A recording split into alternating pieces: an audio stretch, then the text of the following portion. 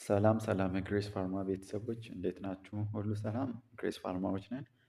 ቻናላችን አዲስ የሆናችሁ ቤተሰቦች ቻናሉን ሰብስክራይብ በማድረግ እንዲሁም ቪዲዮ ላይክ በማድረግ እንጀምራለን። እንግዲህ ግሬስ ፋርማ የተለያዩ ለሲኦሲ ኤግዛም ፕሪፓሬሽን የሚጠቅሙ እንዲሁም ደግሞ ለኤግዚት ኤግዛም ፕሪፓሬሽን እጅግ በጣም የሚጠቅሙ የተለያዩ ጥያቄዎችን ከነማብራሪያ የምታገኙበት ቻናል ነው። እንዲሁም ደግሞ በተለያዩ ቶፒኮች ዙሪያ የተሰሩ አጫጭር የሆኑ ቲቶሪያሎችን በቀላሉ አክሰስ ማድረግ እንድትችሉ ይረዳችሁ ዘንድ ቤተሰብ በመሆን እንዲሁም ደግሞ የደወል ምልክቱን እንድትጫኑ ስንል በአክብሮት እንጠይቃለን። እንዲሁም ደግሞ እናንተ ለምታውቋቸው ሌሎች ፋርማሲ ተማሪዎች ሼር እንድታደርጉ ስንል በአክብሮት እንጠይቃለን። ስለዚህ ዛሬ ደግሞ ሬጉላቶሪ ኤንድ አፌርስ ኤቲክስ በሚል ሀሳብ ዙሪያ እነዚህ እንግዲህ ኮመን ከሬጉላቶሪ ፓርት እና ኤቲክስ ኤግዚት ኤግዛም ላይ እንዲሁም ደግሞ ሲኦሲ ኤግዛም ላይ በተደጋጋሚ የሚመጡ የጥያቄ አይነቶች ናቸው።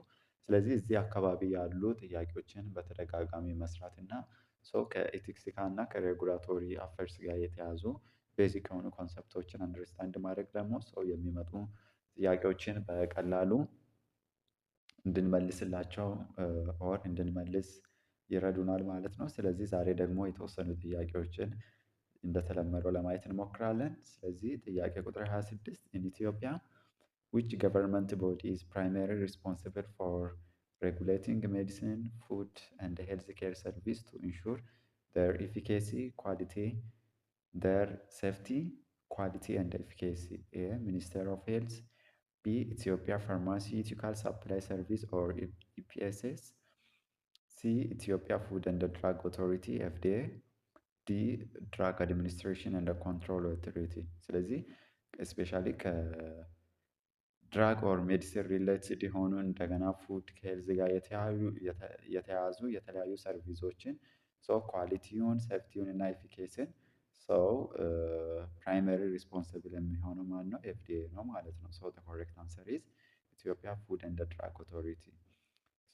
the Ethiopia Food and Drug Authority or FDA is the most national is the national regulatory body within the mandate to overuse the regulation for the regulation of food, medicine, medical device, and other health-related products and services in Ethiopia. Incorrect ነው ምክንያቱም the Minister of Health sets over or health policy and strategy but the specific regulatory function of for products resides within FDA. ቢም እና ኢንኮሬክት ነው ምክንያቱም ኢፒኤስኤስ ወይም ደግሞ ከዚህ በፊት ፒፍሳ ይባል ነበር አይደለ? ፋርማሲቲካል ፈንድ እንደ ሳፕላይ ኤጀንሲ ይባል ነበረ። ነገር ግን በአሁን ጊዜ ደግሞ ኤፍዲኤ ነው የሚባለው አይደለ? ፐብሊክ ሴክተር ኤጀንሲ ሪስፖንሲብል ፎር the procurement and the distribution or supply chain of the pharmaceutical not the regulation. ዲም ኢንኮሬክት ነው ምክንያቱም was the former name of the regulatory body before it was re-established and renamed as FDA. While historically correct, FDA is the current official name and authority. FDA is the correct answer ይሆናል ማለት ነው። What are the primary purpose of good manufacturing practices ወይም GMPA to ensure the pharmaceutical products are consistently produced and controlled to the quality standard appropriate for their intended use? B. To set the maximum retail price for essential medicine. C. To regulate the advertising promotion of drug to the public. D. To manage the pharmaceutical supply chain and prevent stock out. The correct answer is A. አይደለም primary purpose of good manufacturing practice የምንለው ምንድነው? To ensure the pharmaceutical products are consistently are produced and controlled the quality standard appropriately for their intended to use. The correct answer is A ይሆናል ማለት ነው። GMP is a system of quality assurance aimed at ensuring that medicinal products are manufactured to the quality standard that minimize risk to the consumer. It covers all aspects of production from the standard material, premises and equipment to the training and personal hygiene of staff. B, C, D, and incorrect. This describe function related to pricing control, promotion regulation, and the supply chain management, respectively, so which are separate from the manufacturing quality standard governed by GMP. So the correct answer is A ይሆናል ማለት ነው። So question number 28, a pharmaceutical company wish to market a new drug in Ethiopia. What are the must they first obtain from the FDA አይደለ? አንድ ፋርማሲውቲካል ካምፓኒ ነው። So to market of a new drug in Ethiopia ነው። ስለዚህ ከኤፍዲኤ ሰው ምን ኦብቴን ማድረግ አለበት ነው? ኢኒሻሊ a business license, B, a good manufacturing practice certificate for their factory, C, a market authorization or product registration, D, an import permit for the raw material. So the correct answer is a marketing authorization or product registration is the correct answer. So no medical product can be legally placed on the market without first undergoing a rigorous evaluation by the National Regulatory Authority or FDA. If the product meets the required standard of safety, efficacy, and quality, the FDA will be grant a marketing authorization or product registration, which allow to be legally sold. So APD is incorrect now, while this may be also be required at a different stage, like a business license for the local agent, a GMBB certificate for the manufacturing sites, import permit for material, the specific approval for the finished product itself is the marketing authorization. ሶ ግሬስ ፋርማዎች ነን። ለቻናላችን አዲስ የሆናችሁ ቤተሰቦች ቻናሉን ሰብስክራይብ በማድረግ ቤተሰብ እንድትሆኑ እንዲሁም በየጊዜ ደግሞ እየሰራን እንደዚህ የምንለቃቸው እንደዚህ አይነት ሲግኒፊካንት የሆኑ ቪዲዮዎችን በቀላሉ አክሰስ እንድታደርጉ ይረዳችሁ ዘንድ የደወል ምልክቱን እንድትጫኑ እንዲሁም ደግሞ እናንተ ለምታውቋቸው ሌሎች ፋርማሲ ተማሪዎች ሼር እንድታደርጉ ስንል እንጠይቃለን። እንዲሁም እናንተ እንዲሰራላችሁ የምትፈልጉትን የተለያዩ ኮመንት በኮመንት ሴክሽናችን ብታስቀምጡልን እኛም በዛ ወይ ለመዘጋጀት እንሞክራለን። ግሬስ ፋርማ የተለያዩ በተለያዩ ዓመት የወጡ ኤግዚት ኤግዛም እንዲሁም ደግሞ ሲኦሲ ጥያቄዎችን ከነ ማብራሪያ የምታገኙበት ቻናል ነው። እንዲሁም በተለያዩ ቶፒኮች ዙሪያ የተሰሩ አጫጭር ቪዲዮዎችን ሰው ማግኘት ትችላላችሁ። ግሬስ ፋርማንን ሁልጊዜ እንደምንላችሁ ቱጌዘር we can. So question number 29. So ደርሰናል. Which of the following pieces of information is not legally required to be on a prescription in Ethiopia to be considered valid? A, name, address, and the signature of the prescriber. B, name and the strength of the drug. C, the patient diagnosis or illnesses. D, the date of the prescription was written. So the correct answer is C ይሆናል ማለት ነው። ስለዚህ while knowing the diagnosis is clinically very helpful for the pharmacist to verify the appropriateness of the prescription.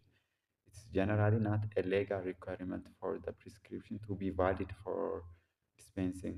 The core legal components related to the prescriber, the patient, the drug, and the instruction for those for use. So APD incorrect, the prescriber detail, the full drug details, name, strength, dosage for direction for use, the dates are all essential legal component of the valid prescription. ነገር ግን በኢትዮጵያ ኮንቴክስት the patient diagnosis or illnesses እንደ ኮንሲደርድ ላናደርግ እንችላለን ማለት ነው። ፕሪስክሪፕሽን ቫሊድ ነው ለማለት ማለት ነው።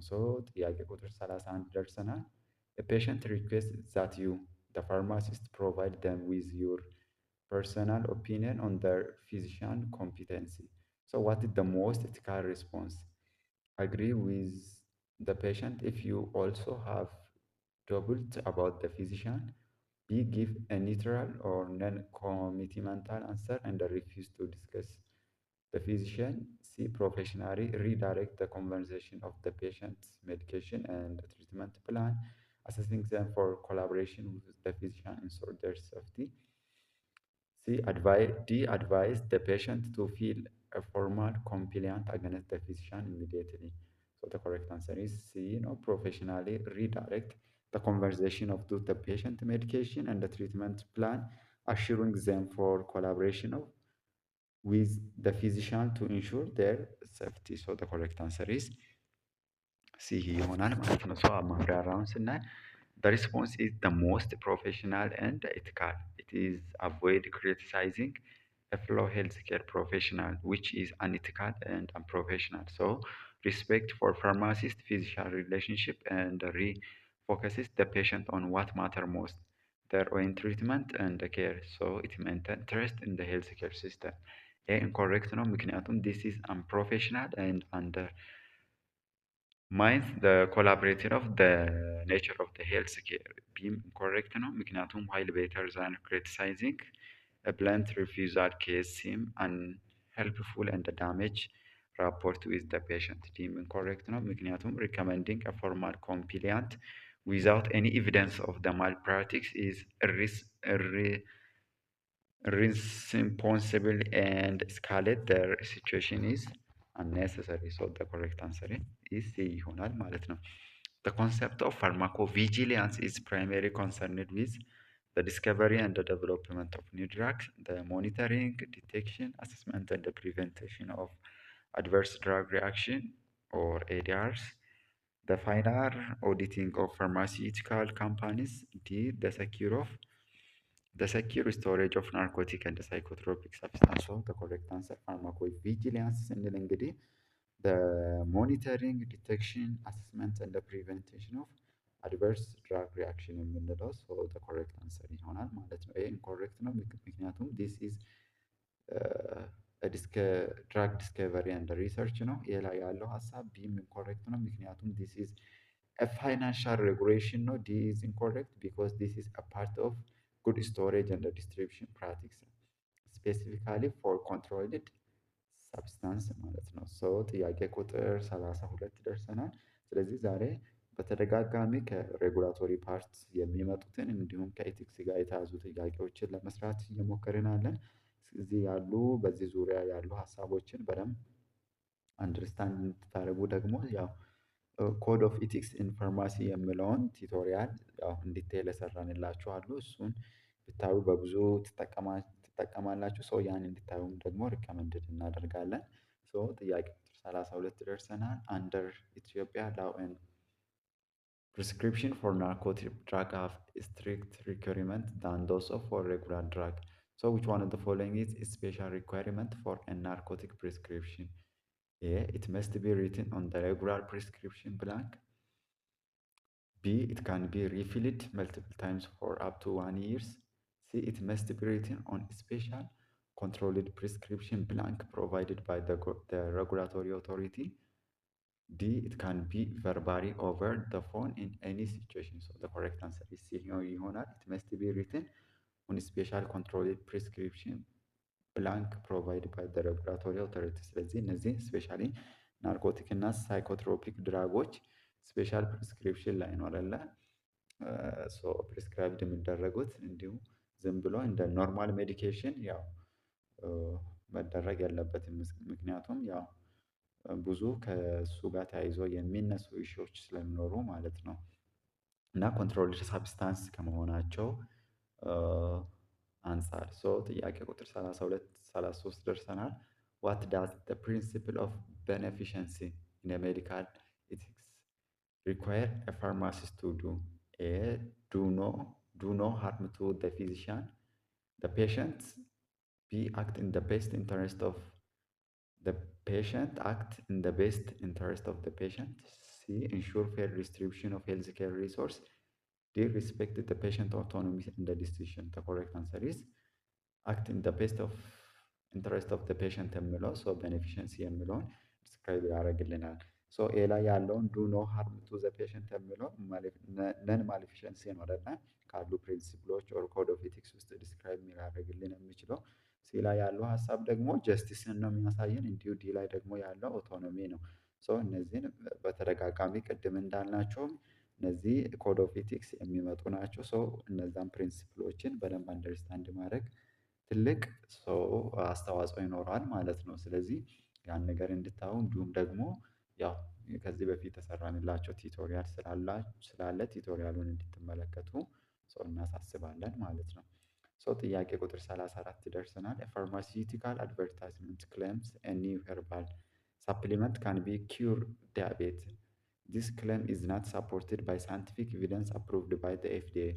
This advertisement would be considered A. An acceptable marketing strategy, B. A violation of regulation on drug promotion, C. A form of patient education, D. Protected under free speech. So the correct answer is a violation of regulation on drug promotion የሚለው so the correct answer ይሆናል ማለት ነው። ምክንያቱም drug promotion regulation is strictly prohibited making an unsubstantiated or false claims, especially cure claim for serious diseases like DM. All promotional material must be trustful መሆን አለባቸው, not misleading and consistent with the information approved by the National Regulatory Authority FDA. ስለዚህ FDA የትኛውም approved ያላረገውን ፕሮሞሽን መስራት ያው የሚያስጠይቅ ይሆናል ማለት ነው። and the incorrect because the promotion of health product is not an area of unregulated free speech አይደለ። ስለዚህ it is a regulated activity to protect public health from misinformation. ሲም incorrect ነው. this misinformation is not education. so ወደ ዛሬ የመጨረሻ ጥያቄ ደርሰናል። a pharmacist discovered they made a dispensing error after the patient has left the pharmacy. What is the most critical immediate step? A. Wait for the patient to notice and return. B. Correct the recorded in the pharmacy computer system. C. Contact the patient immediately to inform them of the error and advise them on what to do. C. D. Report the error to the FDA. So the correct answer ምንድነው? Contact the patient immediately to inform them for the error and advice. ያን ስህተት የተፈጠረውን ደግሞ ኤረር ሰው እንዲያስተካክል ምን ማድረግ ነው? እንዲያስተካክል ሪከመንድድ ማድረግ ነው። ሶ ዘ ኮሬክት አንሰር ኢዝ ሲ። እንግዲህ ለቻናላችን አዲስ የሆናችሁ ቤተሰቦች ሁልጊዜ እንደምንላችሁ ግሬስ ፋርማዎች ነን። ቻናሉን ሰብስክራይብ በማድረግ እንዲሁም ቪዲዮ ላይክ በማድረግ ቤተሰብ እንድትሆኑ እንዲሁም እናንተ ለምታውቋቸው ሌሎች ፋርማሲዎች ሼር እንድታደርጉ ስንል በአክብሮት እንጠይቃለን። ስለነበረን ቆይታ እጅግ አድርገን እናመሰግናለን። ግሬስ ፋርማ የተለያዩ ሰው ላይሰንስር ጥያቄዎችን እንዲሁም ደግሞ ኤግዚት ኤግዛም ኩዌሽኖችን እንዲቴል ከነ ማብራሪያው መልሶቹን የምታገኙበት ሰው ለፈተና እንድትዘጋጁ የሚያደርግ ሀሳቦችን እንዲሁም የተለያዩ ቲፖችን የምታገኙበት ቻናል ነው።